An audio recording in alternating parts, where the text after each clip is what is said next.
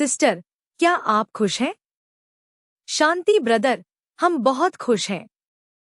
हम आज कांतारा फिल्म के बारे में बात करने जा रहे हैं। मैंने वास्तव में पहली कांतारा फिल्म को अनदेखा कर दिया था, यह सोचकर कि यह बाकी फिल्मों की तरह ही है। लेकिन बाद में जब सभी ने कहा कि यह अविश्वसनीय है, तो मुझे लगा कि मैं चूक गया। इस कांतारा को तो देखना ही था, और हमने देख लिया है। यह कहानी आदिवासियों और पहाड़ी लोगों के बारे में है, जिनके पास कुलदेवता या छोटे देवता होते हैं, और वह देवता उनकी रक्षा कैसे करता है। वे बहुत अच्छे, शांत स्वभाव के लोग हैं। लेकिन कुछ लोग उनका बुरा करते हैं और उनकी जमीन छीनकर उसे कॉरपोरेट बनाना चाहते हैं। यह प्राचीन काल से होता आ रहा है, जहां राजा जमीन पर कब्जा कर लेते थे और लोगों को अपना गुलाम बना लेते थे। अब भी वही हो रहा है, पहाड़ी लोगों की जमीन छीनी जा रही है। पिछली कांतारा में भी ऐसा ही था, जहां आदिवासियों की जमीन छीनकर कॉरपोरेट ऑफिस में बदला जा रहा था। इस कहानी में राजाओं के समय में राजा ही लोगों को गुलाम बनाकर उनसे अपने मंदिर के लिए जबरन काम करवाता है। यह कहानी बताती है कि कैसे वह देवता उनकी मदद करता है और उन्हें उनकी जमीन वापस दिलाता है। इसमें यह दिखाया गया है कि देवता नायक के शरीर में प्रवेश करके उन्हें कैसे बचाता है। कांतारा में एक घने जंगल को ईश्वरीय पूंदोत्तम, ईश्वरीय उपवन कहा जाता है। इस ईश्वरीय उपवन में कुछ रहस्य हैं। यह हमेशा सुगंधित रहता है और हर राजा इसे हासिल करना चाहता है। लेकिन जो भी उसमें गया, वह कभी जीवित वापस नहीं आया। यह सब नायक ही करता है, जैसा कि कहानी में चलता रहता है। वास्तव में अफ्रीका में कई जगहों पर जमीनें छीन ली गईं क्योंकि वहां सोना था। लगभग यही कहानी अवतार फिल्म में भी है, जहां वे लोगों को गुलाम बनाते हैं और उनकी जमीन के संसाधनों को लूटते हैं। लगभग यही हाल भारत का भी था, जो अफ्रीका का था। लेकिन इस विषय पर कई फिल्में बनी हैं, जो सिर्फ व्यापारिक उद्देश्य से बनाई गई लगती हैं। मुझे लगता है कि यह पहली फिल्म है जिसमें इस विषय को भगवान से जोड़ा गया है। यह फिल्म बहुत शानदार और अद्भुत है। यह लोगों के दिलों और भावनाओं को छूती है, क्योंकि इसमें आध्यात्मिकता भी शामिल है। अभिनेता और निर्देशक दोनों ने बहुत अच्छा काम किया है। उन्होंने निश्चित रूप से इसे समर्पण के साथ किया होगा। जब निर्देशक और अभिनेता एक ही व्यक्ति होते हैं, तभी यह संभव हो पाता है। उन्होंने सिर्फ पैसे या वेतन के लिए अभिनय नहीं किया है, बल्कि खुद ही यह सब किया है। इतना ही नहीं, उन्होंने 3-4 साल तक व्रत रखा और बहुत शुद्ध रहे। उन्होंने लगन से काम किया है। मुझे लगता है कि वह फिल्म इंडस्ट्री में केवल ऐसी फिल्में बनाने के लिए ही आए होंगे। अभी तक जितनी भी फिल्में आई हैं, अगर एक तरफ हो और कांतारा दूसरी तरफ हो, तो यह सब पर भारी पड़ जाएगी। अवतार भी इसके सामने कहीं नहीं टिक सकती। भले ही अवतार तकनीक में इससे आगे हो, लेकिन कहानी पेश करने का तरीका बहुत जबरदस्त है। इसमें कुछ बातें बहुत शानदार हैं, जैसे कि खलनायक, जो वास्तव में बहुत क्रूर है, लेकिन उसे क्रूरता से नहीं दिखाया गया है। यह आश्चर्य की बात है। उसकी क्रूरता क्लाइमेक्स में ही पता चलती है। उससे पहले वह एक कॉमेडियन जैसा दिखता है। कॉमेडी के लिए मशहूर जयराम को खलनायक के रूप में दिखाया गया है। यह भी आश्चर्यजनक है। वह उम्र के साथ खलनायक बन जाता है, यह भी एक मोड़ है। इसी तरह नायिका का खलनायिका में बदल जाना भी एक मोड़ है। फिल्म में प्रेम कहानी बिल्कुल नहीं है। एक हल्का सा गाना है जो प्यार की भावना दिखाता है, लेकिन वह तुरंत बाहर आ जाता है। नायक चाहे कुछ भी करे, वह उस प्यार का आदी नहीं होता। वह उस लड़की को देखकर मोहित नहीं होता। वह मोहित हुए बिना बाहर आ जाता है। वह होश में आकर यह कहता है कि उसका वंश और उसके लोग ज्यादा महत्वपूर्ण हैं और उन्हें बचाने आता है। एक और मुख्य आधार है संगीत। संगीत में एक दिव्य गुण है। यह संगीत तमिलनाडु के लिए अपरिचित है, लेकिन उन्होंने आदिवासी संगीत का सही उपयोग किया है।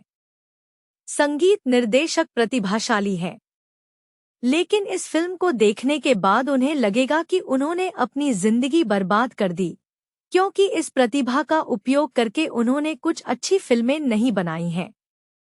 2-3 फिल्मों को छोड़कर बाकी सारी फिल्में क्यों बनाई, यह देखने लायक है। यहाँ तक कि पोन्नियिन सेल्वन को भी, क्योंकि इस फिल्म को देखने के बाद पोन्नियिन सेल्वन याद आता है। लेकिन पोन्नियिन सेल्वन इसके पास भी नहीं पहुंच सकता। निर्देशक अभिनेता ने अपनी शैली को नहीं छोड़ा, बल्कि खुद को उनकी शैली में ढाल लिया। यह तभी संभव है जब कोई व्यक्ति ऐसा करे। इसमें ईश्वरीय पूंदोत्तम, ईश्वरीय उपवन शब्द का इस्तेमाल शायद 100 बार किया गया है। शुरू से ही ईश्वरीय पूंदोत्तम शब्द आता रहता है। यह शब्द कैसे आया? क्या वास्तव में कन्नड़ में ऐसी कोई कहानी है? यह पता नहीं है। लेकिन वास्तव में ईश्वरीय पूंदोत्तम शब्द का उपयोग हिंदुओं को करना चाहिए, लेकिन वे नहीं करते, क्योंकि उस एक शब्द में पूरा ज्ञान और पूरी सच्चाई है। लेकिन ईसाई और मुसलमान इसे अल्लाह का उपवन या ईडन का उपवन कहते हैं। अल्लाह का उपवन, ईडन का उपवन और ईश्वरीय पूंदोत्तम, ये सभी एक ही चीज को दर्शाते हैं। लेकिन इस फिल्म में वे ईश्वरीय पूंदोत्तम कहते हैं, लेकिन उस तरह का सुंदर स्थान नहीं दिखाते हैं। यह किसी जंगल के अंदर है, जहां अवतार में कुछ शक्तियां होने की तरह वे उन शक्तियों को लेना चाहते हैं। वहां समस्या ईश्वरीय पूंदोत्तम को हड़पने की है। निर्देशक ऋषभ शेट्टी ने फिल्म बहुत शानदार बनाई है, लेकिन उन्हें भी शायद यह पता नहीं होगा कि वास्तव में कोई ईश्वरीय पूंदोत्तम है या नहीं, और उसके लिए कितने युद्ध हुए थे। हो सकता है कि कर्नाटक में ऐसी कोई जगह नाम मात्र की हो, क्योंकि कई जगहें अब नाम मात्र की रह गई हैं। जैसे रामेश्वरम है, लोग कहते हैं राम आए थे, लेकिन वास्तव में राम कभी नहीं आए थे। राम के समय में रामेश्वरम था ही नहीं, केवल दिल्ली के आसपास का क्षेत्र ही था। तब केवल भारत ही नहीं, बल्कि पूरी दुनिया ही दिल्ली के आसपास के क्षेत्र में थी। दक्षिण भारत का कोई अस्तित्व ही नहीं था। जब यह नर्क बनता है, तभी बदलता है। तो वास्तव में यह भारत भूमि ही ईश्वरीय पूंदोत्तम थी। राम और कृष्ण, 33 करोड़ देवी देवता यहीं रहते थे। वे सभी ईश्वरीय गण थे, जिन्हें देवता कहा जाता है। स्वर्ग में पहले 2500 वर्षों तक यह भारत भूमि ही स्वर्ग थी। अगले 2500 वर्षों में यह नर्क बन गई। हम अब नर्क के अंत में हैं। नर्क के अंत में हम परमेश्वर के ज्ञान को ब्रह्मा कुमारियों के माध्यम से बता रहे हैं। नास्त्रेदमस और बाबा वांगा जैसे भविष्यवक्ता भी लगभग विश्व विनाश के करीब होने की बात कह रहे हैं। विज्ञान भी यही कह रहा है। अवतार फिल्म भी एक तरह से ईश्वर को प्रकट करने का प्रयास है, और यह फिल्म भी वैसी ही है। क्योंकि ईश्वरीय पूंदोत्तम शब्द ऐसा था कि सुनकर लगा, यह शब्द कैसे आया। हमने खुद कभी इसका इस्तेमाल नहीं किया, लेकिन भगवान ने कहा है। वह मुरली में इसे अल्लाह का उपवन कहते हैं, लेकिन सही मायने में यह ईश्वरीय पूंदोत्तम ही था। इसी भारत भूमि में ईश्वरीय पूंदोत्तम था।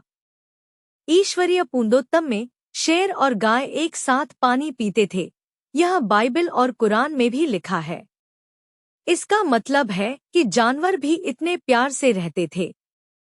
वे केवल वनस्पति खाते थे। जब दुनिया ऐसी थी, तो इंसानों का पूछना ही क्या, वे कितने प्यारे होंगे। लेकिन वहां लड़ने के लिए या जमीन हड़पने के लिए कोई दूसरा धर्म या कोई दूसरा देश नहीं था। 2500 वर्षों तक केवल भारतवासी ही धरती के पुत्र थे और दुनिया पर राज करते थे। यह कितनी बड़ी बात है। लेकिन शासन कैसे चलता था? लक्ष्मी नारायण ही पहले राजा रानी थे और उनका ही शासन चलता था। लेकिन उस राज्य को हड़पने का विचार किसी को नहीं आता था। उसके लिए माहौल भी नहीं होता था और विचार भी नहीं होता था। माहौल क्यों नहीं होता था? क्योंकि अक्सर बेटा ही राजा बनता है। लेकिन वहां कैसे होता था? पहले एक बेटा पैदा होता था या सबसे बड़ा बेटा ही सिंहासन पर बैठता था। समस्या तब आती है जब शाहजहां जैसे राजा बहुत शादियां करते हैं। उनके बहुत सारे बच्चे होते थे। वे अपने ही भाई को, जो एक ही माँ से पैदा हुआ होता था, मार डालते थे राज पाने के लिए। दूसरी माँ के बच्चों का तो पूछना ही क्या, वे माँ को भी मार डालते थे। यह सब तब होता है जब दुनिया नर्क बन जाती है, और वह भी नर्क बनने के बाद भी तुरंत नहीं, बल्कि कलयुग में यह सब होता है। हमें यही इतिहास पता है। हमारे दिमाग में राजा रानी का मतलब ही षड्यंत्रकारी और हत्यारे बन गए हैं। वे धन और जमीन के लालच में एक दूसरे के देश पर कब्जा करने जाते थे। महात्मा गांधी ने गलती से यह समझ लिया कि राजा रानी के शासन के कारण ही ये लोग लड़ते हैं और भारत टूट गया। इसलिए हमें इसे एकजुट करना चाहिए, एक ही भारत। ठीक है, भारत तो एक है, लेकिन क्या हर राज्य एक है? हर राज्य केंद्र की बात सुन रहा है? वे विरोध में बात करते रहे हैं। इसलिए वह चरित्र वैसा ही है। तब वे तलवार से लड़ते थे, अब वे एक दूसरे के बारे में गलत प्रचार करते हैं। बाहर के लोग भारत के बारे में अब गलत बातें करते हैं, लेकिन जिस दिन राजशाही खत्म होकर लोकतंत्र आया, उसी दिन लोग एक दूसरे के बारे में गलत बातें करने लगे। आजादी के समय ही अंबेडकर महात्मा गांधी के खिलाफ बोल रहे थे। तभी भारत विभाजित हो गया। भारत पाकिस्तान अलग हो गए। तो समस्या राजा रानी के शासन में नहीं थी, क्योंकि राजा रानी के शासन को तो भगवान ने ही बनाया था। बाइबल में भी है कि भगवान राजा रानी का शासन बनाते हैं। शायद सोलोमन पहले महाराजा थे, या शायद डेविड, मुझे ठीक से याद नहीं है। तो यह भारत भूमि भगवान का उपवन थी। उपवन का अर्थ है फूलों का बगीचा। हाँ, दुनिया वैसी ही सुंदर थी, लेकिन मुख्य रूप से उपवन का मतलब जगह से नहीं है, बल्कि इंसानों का फूलों जैसा होना था। वे चरित्र में बहुत सुंदर होते थे। लोग कहते हैं ना, जैसे मंदिर में भगवान विष्णु को देखते रहो। उनका केवल रूप ही नहीं, बल्कि उनका चरित्र भी ऐसा ही था। केवल राजा रानी ही नहीं, बल्कि प्रजा भी इतनी प्यारी थी। इसलिए उन्हें फूलों जैसा कहा जाता था, और वह फूलों का बगीचा था। वे फूल कैसे बने? क्योंकि यह हमेशा ऐसा नहीं था। इससे पहले यह कांटों का जंगल था। कांटों के जंगल को नष्ट करके उसे फूलों का बगीचा बनाया जाता है। महाभारत में पांडवों ने इसी कांटों के जंगल, जहां सांप और राक्षस रहते थे, को इंद्रप्रस्थ में बदल दिया था। यह भारत भूमि ही है, क्योंकि यह समय का चक्र है। स्वर्ग की शुरुआत से पहले कलयुग ही था। अभी भी कलयुग है, और कलयुग के बाद फिर से स्वर्ग आने वाला है। यह बार बार होता रहेगा। पहले 2500 वर्ष स्वर्ग, अगले 2500 वर्ष नर्क, और नर्क के अंत में स्वयं भगवान आते हैं। उस फिल्म में आपने देखा कि ईश्वरीय गण आते हैं। हमने कल की कक्षा में भी कहा था कि भगवान कुछ नहीं करते, वे इंसानों के माध्यम से करते हैं, लेकिन अंत में भगवान स्वयं आते हैं। यह बाइबल और कुरान में भी है कि अंत में वह आएगा। लेकिन उन्हें भ्रम होता है कि यीशु आएगा या भगवान, क्योंकि उन्होंने यीशु को ही भगवान मान लिया है। अंत में आने वाले भगवान हैं, क्योंकि यीशु धर्म बनाने आए, पैगंबर धर्म बनाने आए, बुद्ध धर्म बनाने आए। धर्म का मतलब ही एक और विभाजन है। विभाजन होने से ही नर्क बनता है। लेकिन भगवान विभाजन रहित दुनिया बनाने के लिए आते हैं। लेकिन भगवान जिस समय आते हैं वह दुनिया के नष्ट होने से पहले का समय होता है। वह आकर कहते हैं, दुनिया नष्ट होने वाली है, लेकिन आप नष्ट नहीं होंगे, क्योंकि आप नष्ट होने वाले शरीर नहीं हैं, आप आत्मा है। अभी के लिए यह जरूरी है। आप नष्ट होने वाले शरीर नहीं हैं। वे ऐसा क्यों कहते हैं? क्योंकि यह युग यहाँ खत्म नहीं होने वाला है। युग बदलने वाला है। वहाँ सभी का अच्छा चरित्र होगा। आप ही वहाँ जन्म लेने वाले हैं।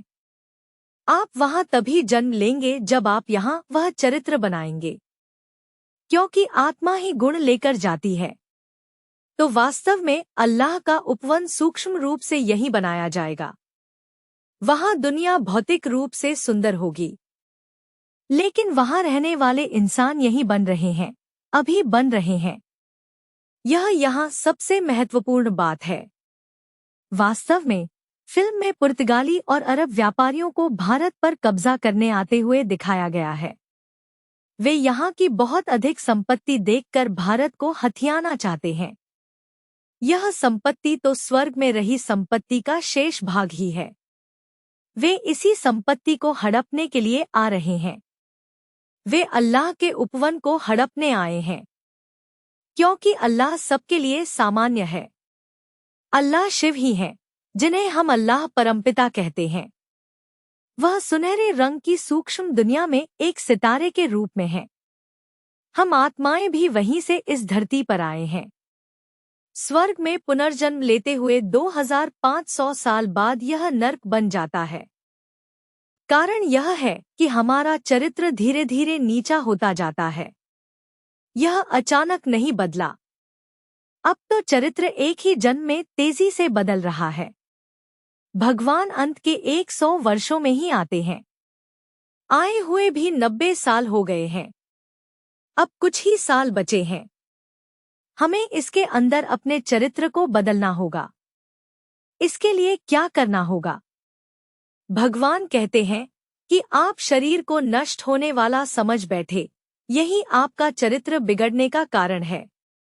जब आप शरीर को मानते हैं तो शरीर के माध्यम से ही आनंद का अनुभव कर सकते हैं। आप इंद्रिय सुखों के गुलाम बन गए। फिर यह शरीर मेरा है, यह मोह आ गया। तब आप सोचते हैं कि मैं अपने बच्चे, अपनी पत्नी, अपने पोते पोतियों के लिए जितना धन जमा कर सकता हूँ उतना करूँ, चाहे अच्छे तरीके से या बुरे तरीके से, और आप पाप करने लगते हैं। लेकिन अगर आपको पता होता कि इस पाप की सजा आपको अगला शरीर लेकर भुगतनी पड़ेगी, तो आप ऐसा नहीं करते। इसलिए भगवान कहते हैं कि पाप कर करके ही आज इतनी बीमारियां जैसे कोरोना और गरीबी है। अमीर से लेकर गरीब तक सभी एक तनाव में जी रहे हैं। स्वर्ग में ऐसा तनाव नहीं होगा। वहां अचानक मृत्यु भी नहीं होगी। आयु 150 वर्ष होगी। वे नश्वर शरीर की भावना में नहीं रहेंगे, बल्कि आत्मा की भावना में रहेंगे। आत्मा मतलब जीवन।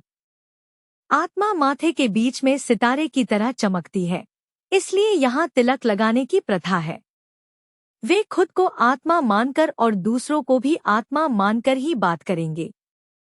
पुरुष और महिलाएं बहुत सुंदर होंगे, लेकिन उनकी बुद्धि शारीरिक आकर्षण की तरफ नहीं जाएगी। जब आकर्षण ही नहीं होगा तो मोहित कैसे होंगे? तब उनका ध्यान आत्मा पर होगा। तब अंदर से ही आनंद आता रहेगा, क्योंकि आनंद आत्मा का सच्चा गुण है। जब अंदर आनंद होगा तो आसपास की दुनिया भी आनंदमय हो जाएगी। लेकिन यह वास्तव में कहाँ बदल रहा है? इस कलयुग के अंत में। अभी भगवान ज्ञान देकर आनंदमय बना रहे हैं और दुनिया आनंदमय हो जाती है। लेकिन इससे पहले दुख से भरी दुनिया नष्ट होती है। यह नष्ट होने के बाद ही वह बदलेगी। कांटों के जंगल को जलाकर ही उसी जगह पर फूलों का बगीचा बनाया जा सकता है। लेकिन हमें आनंद में रहना है, क्योंकि हम नष्ट होने वाले शरीर नहीं, बल्कि अविनाशी आत्मा है। हम अधिकतम 84 जन्म लेते हैं। सभी 84 जन्म नहीं लेते, लेकिन अधिकतम 84 जन्म होते हैं। हमारे पास अधिकतम 84 माता पिता होते हैं। उनमें से केवल एक माता पिता को ही हम जानते हैं। बाकी माता पिता कहाँ छिपे हैं, पता नहीं। वे आपके जन्म के दुश्मन के रूप में हो सकते हैं। आपको पता नहीं चलेगा। यह जानने के बाद आप किसी को दुश्मन नहीं समझेंगे। लेकिन ऐसा ही होता है। जिस बच्चे को हमने प्यार से पाला है, वह आज दुश्मन हो सकता है।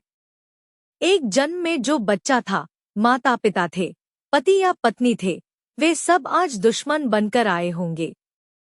उनका भेष बदला हुआ होगा। उस भेष पर मोहित मत हो।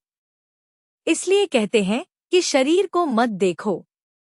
आत्मा अपनी भूमिका निभा रही है। क्योंकि हमारा लेनदेन का हिसाब जन्म जन्मांतर तक चलता रहता है, तो वे बार बार आएंगे। हम एक समय जिसे बहुत प्यार करते थे, आज उसे बहुत नफरत करते हैं। एक समय जिसे बहुत नफरत करते थे, आज उसे प्यार करते हैं। यह सब बातें अंत में हमें पता चलेंगी। भगवान हमें दृश्य के रूप में दिखाएंगे कि हमने क्या क्या किया है। तब हम कुछ बोल नहीं पाएंगे। अगर हम सोचते हैं कि किसी ने हमारे साथ बहुत बड़ा धोखा किया है, तो हम खुद उससे भी बड़ा पाप करके आए हैं, इस हद तक कि वह धोखा कुछ भी नहीं है। क्योंकि हम राजा रानी रहे हैं, जैसा कि इस फिल्म में दिखाया गया है। स्वर्ग में हमने कोई पाप नहीं किया होगा, लेकिन नर्क में आने पर ऐसा होता है। जैसे आज ट्रंप अपने देश का भला करना चाहते हैं, लेकिन इससे कई देश प्रभावित होते हैं। उसी तरह हमने भी अपने देश का भला करने की सोच में बहुत पाप किए होंगे। उसके आगे हमारे साथ होने वाला धोखा कुछ भी नहीं है। भगवान हमें यह समझने के लिए कहते हैं। क्यों समझने के लिए कहते हैं? क्योंकि मुसलमान और ईसाई बाहर के देशों से आकर भारत को हड़प लिया और अफ्रीका के कई देशों को हड़प लिया। उन्होंने धर्म भी बदलवाए। लेकिन हिंदुओं ने ऐसा नहीं किया, क्योंकि वे जन्म से हिंदू हैं। वे जन्म से ईसाई या मुसलमान नहीं हो सकते।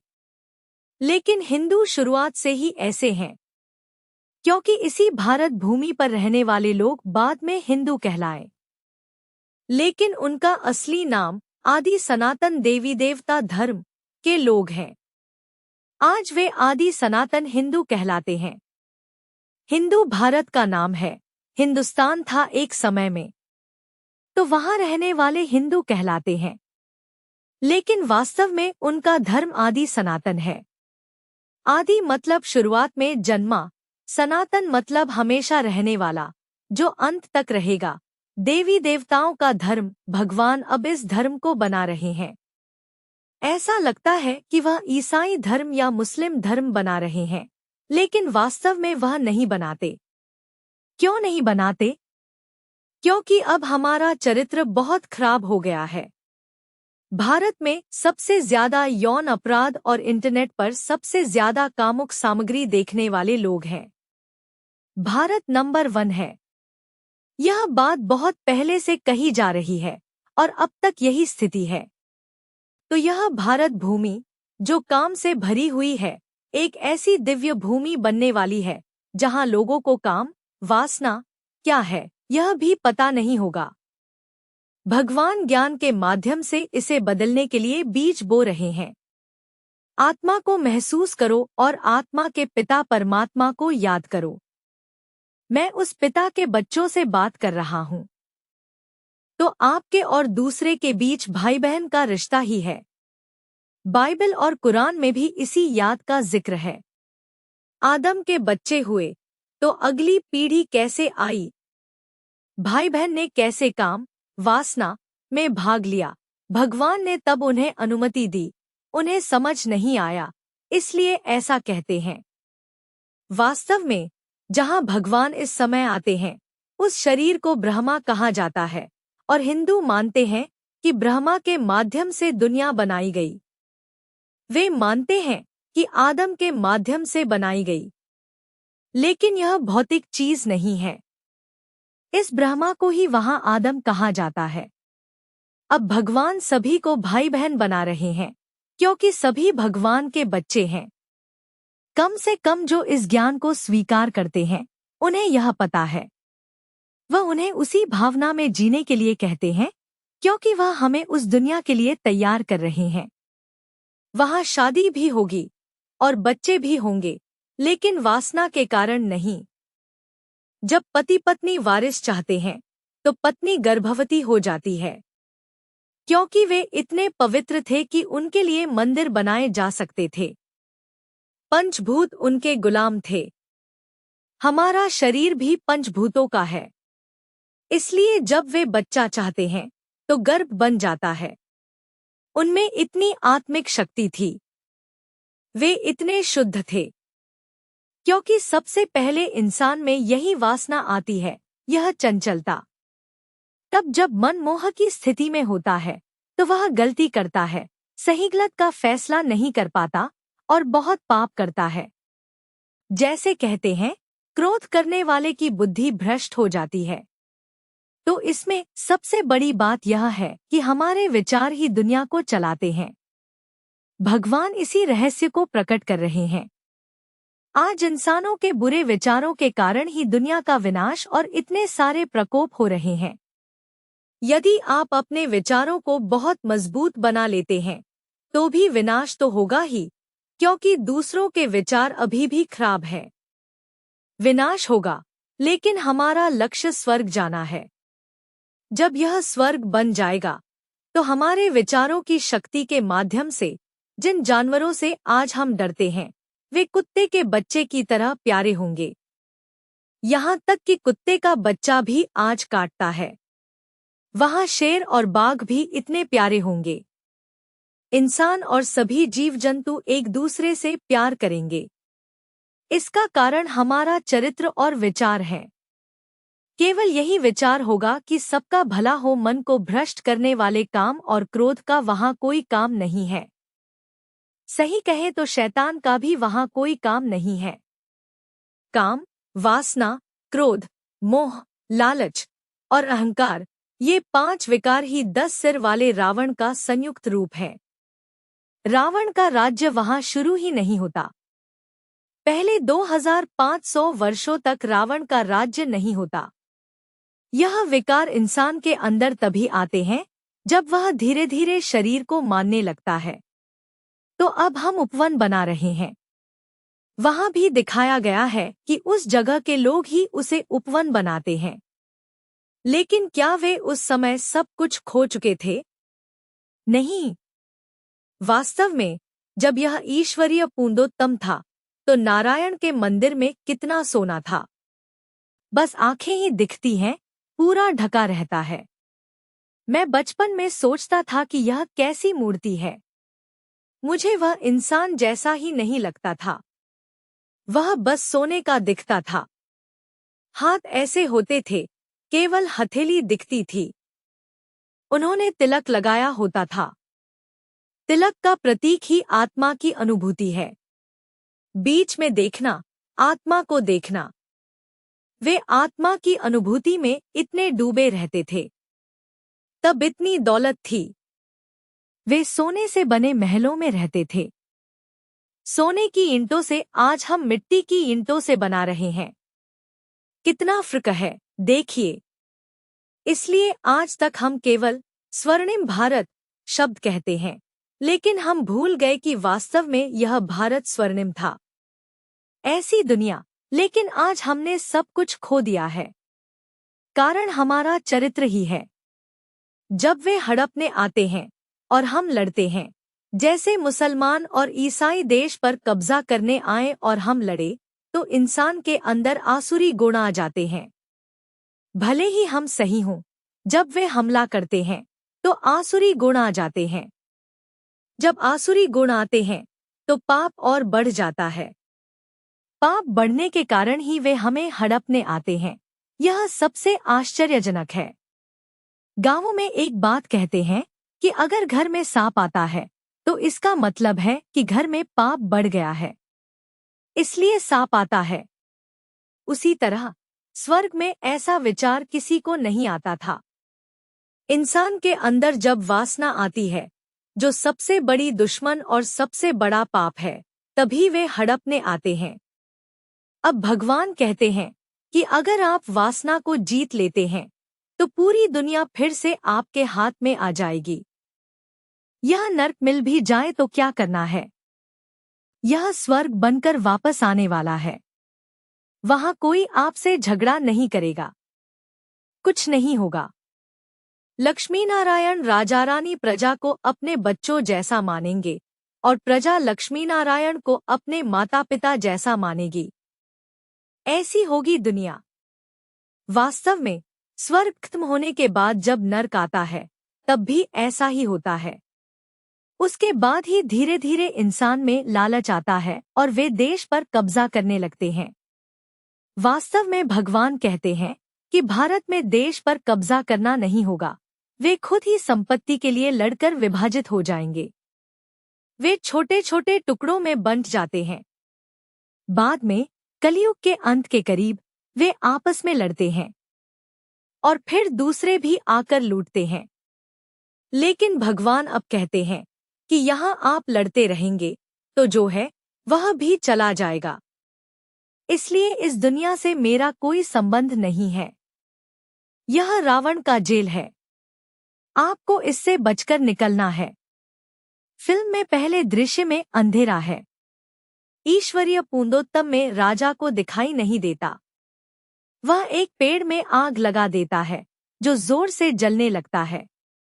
यही चीज रामायण में भी हुई थी, जब हनुमान की पूंछ में आग लगा दी गई थी और उन्होंने पूरी लंका में आग लगा दी। उसी तरह आज हम अनजाने में ही वासना की आग से पूरी दुनिया को जला रहे हैं। आज पूरी दुनिया जोरों से जल रही है। 1970 के दशक में भी फिल्मों में अश्लील दृश्य आने लगे थे। जिन फिल्मों को अच्छी फिल्में कहा जाता था, उनमें भी जयशंकर की फिल्में थी। आज यौन अपराध होने का कारण भी यही है। इंसान के अंदर वासना आने लगी है। इसे उभारने वाली चीजें भी बहुत की गई। तो यही है वह आग लगाना। वह आग आज भड़कने वाली है, लेकिन उसी समय आप इससे दूर हो जाइए। उस आग को आप भी बुझाइए और दुनिया को भी बुझाने के लिए कंपन, वाइब्रेशन दीजिए, क्योंकि आज कोई सुनने वाला नहीं है। अगर आप कहते हैं कि वासना गलत है, तो कहाँ सुनेंगे? शराब गलत है, तो भी नहीं सुनते। इसलिए कंपन देते रहिए। अगर वे आज नहीं सुनेंगे, तो कल जब दुनिया नष्ट होगी, वे परिवार खोकर, धन खोकर, सब कुछ खोकर सड़क पर आ जाएंगे। तब हम जो शक्ति देंगे, उससे उनकी आत्मा शुद्ध होगी और उनकी बुद्धि सोचेगी कि हमने गलती की थी। आज अगर कोई देश में क्रांति करता है, तो लोग उसके पीछे जाकर वह देश नष्ट हो जाता है। उन्हें यह समझ नहीं आता कि यह गलत है। उन्हें यह भी समझ नहीं आता कि अगर हम उसके पीछे नहीं जाते तो बच जाते। वे उसे नेता बना देते हैं। तो यह सब उन्हें अंत में महसूस होगा। हमारा दुश्मन बाहर नहीं है, बल्कि यही दुश्मन है। हमें उनसे दूर रहना है। इंसानों के रास्ते, धर्म में ही आप देखिए, कांतारा फिल्म में एक आक्रामक चीज दिखाते हैं। भगवान ने बाघ का रूप भेजकर हत्या करवा दी। यह भगवान का काम ही नहीं है। लेकिन ऐसी चीजें होती हैं। मुझे पता है कि रामनाथपुरम जिले में एक गांव में एक मंदिर है। वहां पैसे काट कर फेंकते थे। अगर कोई अमीर गरीब का बुरा करता है, तो गरीब क्या करेगा? मंदिर में पैसे फेंकने के बाद वह 1 हफ्ते में मर जाता था। ऐसा होता है। लेकिन इसका भगवान से कोई संबंध नहीं है। यह सबसे महत्वपूर्ण बात है। टोना टोटका, काला जादू, यह सब होता आ रहा है। कांतारा फिल्म में भी एक समूह को जादू टोना करते हुए दिखाया गया है। अंत में नायिका भी जादू टोना करती दिखती है। हमारे देश में यही हो रहा है। यह सब यहीं से शुरू होता है। भारत में ही सब शुरू होता है। तो अब भगवान कहते हैं कि इन सब से दूर हो जाओ, क्योंकि ये सब भक्ति मार्ग है। भक्ति का अर्थ है इंसान का भगवान को खोजना। लेकिन अब हम भक्ति को छोड़कर ज्ञान को पकड़ते हैं। ज्ञान ही हमें स्वर्ग तक ले जाता है। भगवान स्वयं आकर वह ज्ञान देते हैं।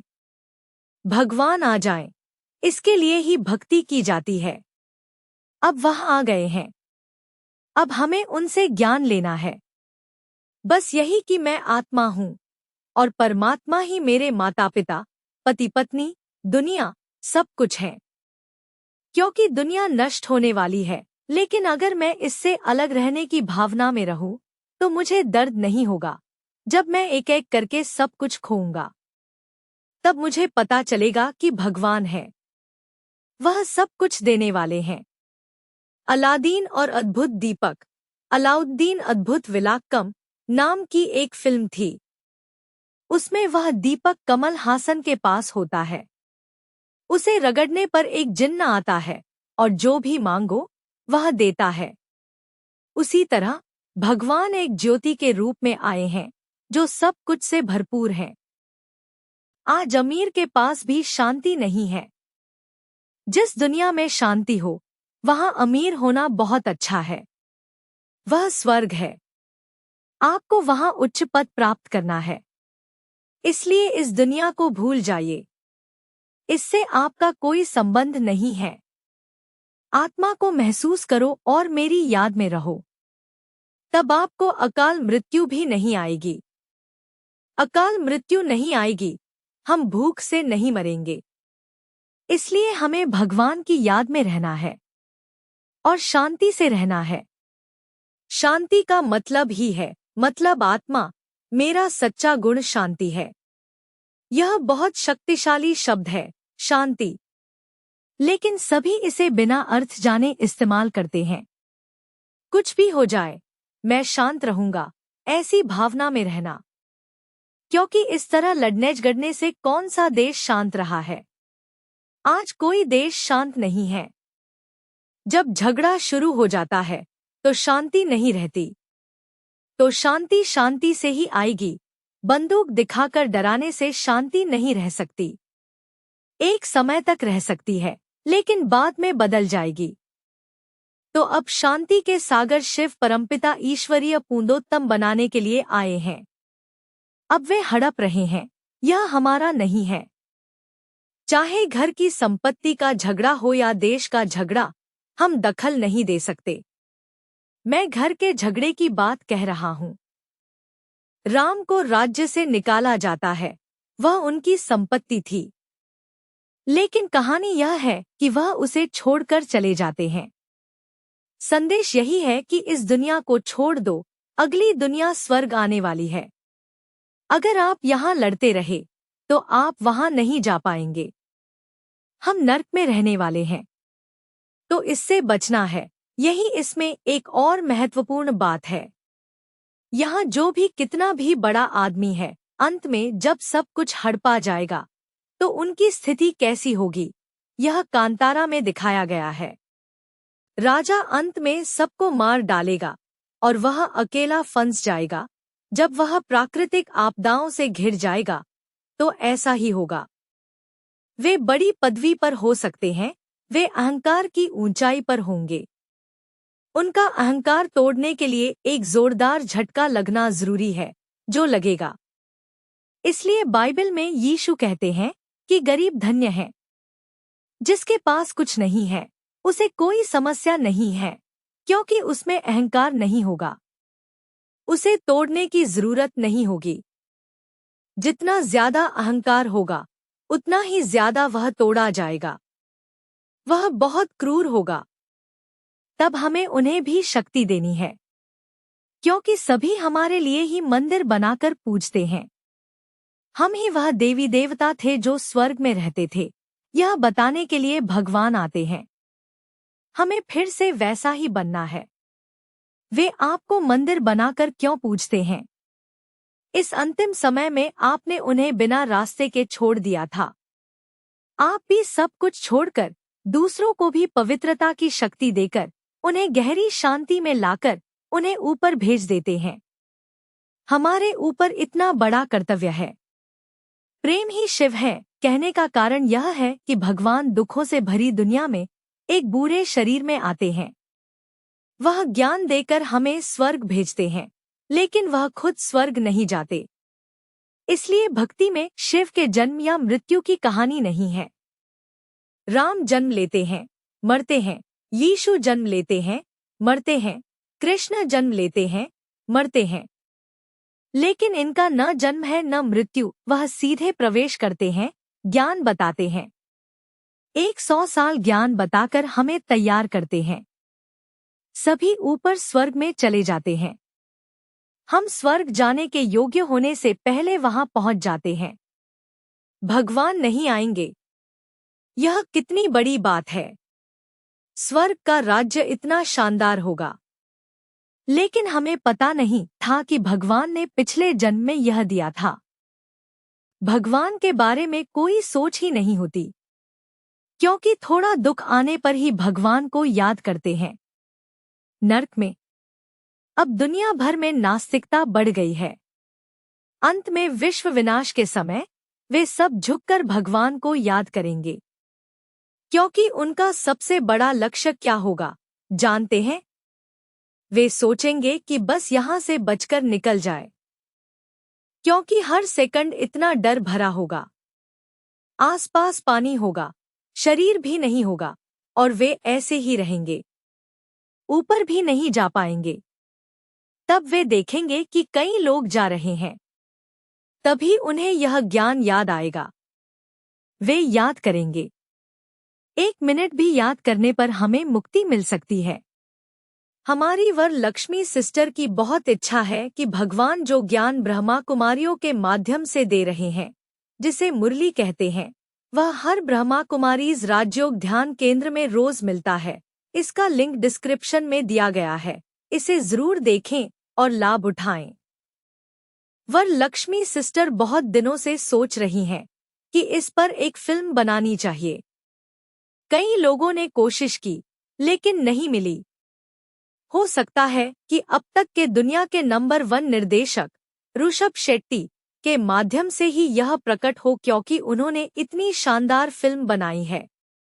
हो सकता है कि वह इस ज्ञान को लेकर इसे प्रकट करें, क्योंकि जैसा कि मैंने कहा, वह इस फिल्म को बनाने के लिए ही फिल्म इंडस्ट्री में आए हैं। कोई भी तुरंत भगवान पर फिल्म नहीं बनाता।